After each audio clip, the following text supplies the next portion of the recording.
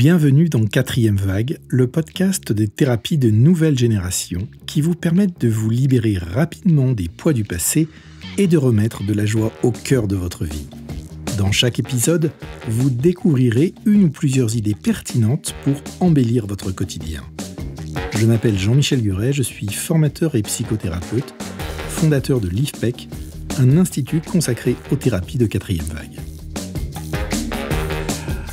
Autre question, combien de temps je possède pour réaliser mon niveau 1 par exemple ? Alors, le niveau 1, je le rappelle, c'est le module 1, 2 et 3.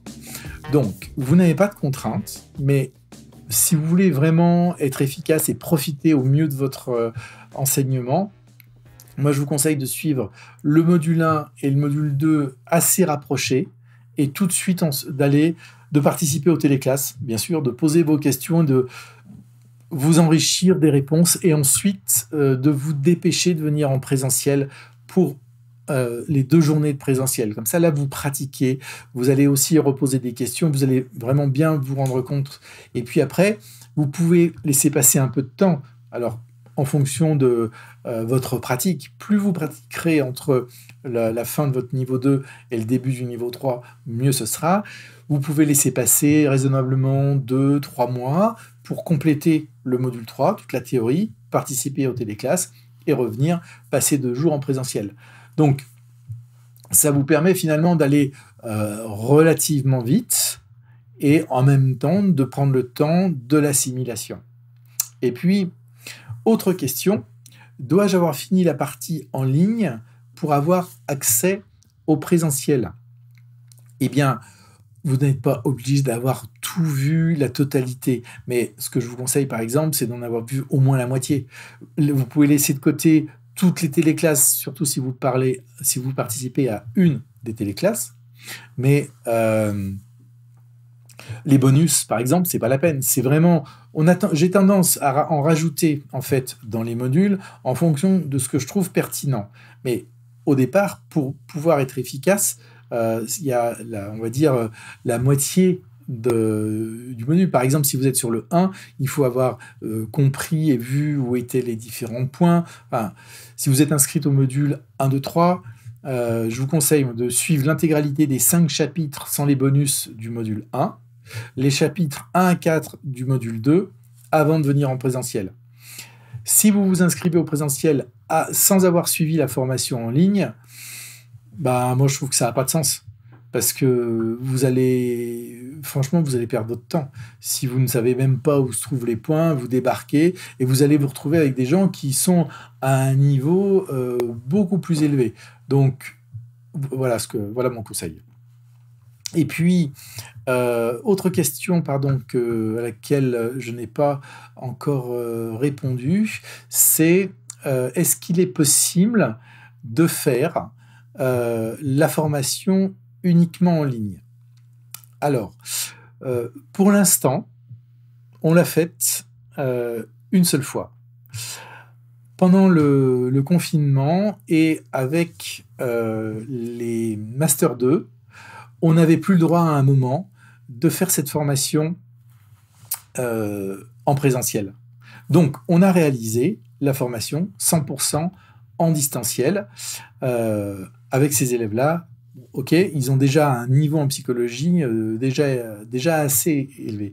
Mais ceci dit, ça a été vraiment une première expérience très enrichissante et on a pu découvrir, je ne m'y attendais pas du tout, découvrir vraiment des avantages pédagogiques qui ne sont possibles en fait que parce qu'on était à distance.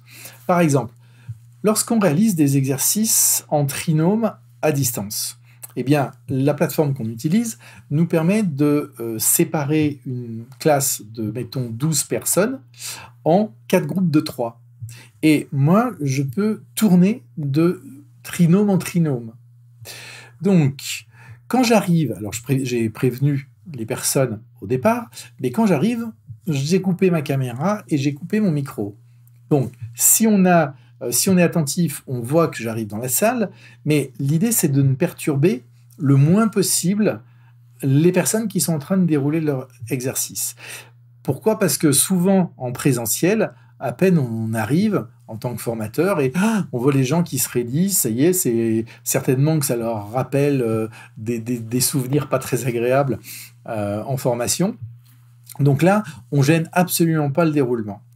Et en plus, la plateforme nous permet de nous adresser en message uniquement à une des 3 personnes, et notamment à la personne qui joue le rôle de thérapeute. Et donc, on lui donne des conseils. Tiens, pose telle question, etc. Au besoin, on peut intervenir à un niveau plus rapproché en ouvrant notre micro, mais sans être là. Et donc, on n'a quasiment jamais besoin, c'est jamais la peine d'allumer la caméra. Mais s'il faut, on peut le faire, reprendre la main, terminer la séance, etc. Et en fait, ça, c'est enregistré. Donc, du coup, on a, a posteriori, tout le contenu de ce qui s'est passé, et on peut, dans un temps ultérieur, revenir, commenter, disséquer, et vraiment, on apporte une vraie qualité pédagogique. Donc, pour répondre à la question, oui, on pourrait le faire, on pourrait effectivement avoir des formations 100% en ligne avec de la pratique, à partir du moment où on a suffisamment de demandes. Donc, si vous êtes une dizaine, par exemple, à dire « moi, je veux me former en ligne parce que je suis loin, parce que l'avion, c'est cher, etc. etc. » Effectivement, je pense que de toute façon, on en montera prochainement de ce genre de formation. Donc, faites-vous connaître. Merci d'avoir écouté ce podcast. Retrouvez plus d'informations sur le blog de l'IFPEC à l'adresse ifpec.org, ifpec.org, ou bien sur mon compte personnel LinkedIn ou ma chaîne YouTube. Et à bientôt pour un nouvel épisode.